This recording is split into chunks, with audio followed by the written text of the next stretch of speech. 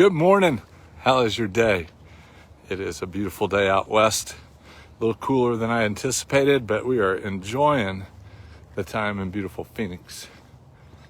I had some time to read a little bit this week, and one of the articles I was reading was about a thing called a freedom pole. Suppose had I paid attention in high school American history, I'd know more about the freedom pole, but had to learn it as an older fellow. Freedom pole evidently is a long pole with a cap on the top of it that's driven into the ground in local places to stand up for liberation, independence, and freedom from a overbearing leader or government. And so in the American Revolution, the Sons of Freedom evidently would drive these poles into the ground.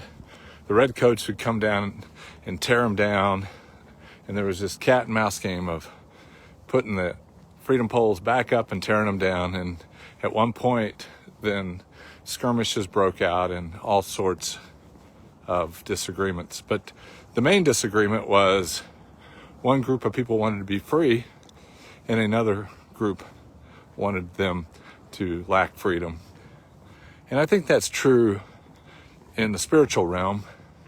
There are groups of Christians that integrate the rules and regulations of the land, of tradition and things into their views of Christianity, and want to compel other believers to integrate those into their walk. And that is an aberration from what the truth is of Christianity. In Galatians 5:1, it is for freedom that Christ has set you free. Do not let somebody put you into bondage. Think about that. If it's the slightest rule, like this sounds good, but it's a rule, you should have a daily quiet time. That is what the book of Galatians was written about. It's one of the first writings of Paul, and as he's trying to explain to the Christians or the followers of Jesus that the law is a historical thing that's gone, and you're no longer under the law of sin and death is what Paul called it. But you're under a new law, a principle called the Spirit of God. That Spirit lives in you and directs you on what to do in life. Not parameters on what not to do, but how to live freely according to the power of the Spirit of God within you.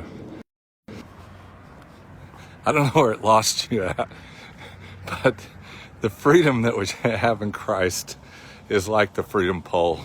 Is you need to stand firm. Don't let the religious people get in your way. Don't let people tell you that that's not true, that you need to integrate laws. Just read Galatians 5.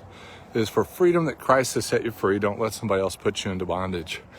A good idea would be, I don't know if the flag poles with the American flags are a kind of a spin-off of the freedom pole, but I would think if you use that as a mnemonic, when you see a flagpole, not only think of the patriotic things, but think of the freedom that you have in Christ to live fully with His Spirit dwelling and leading you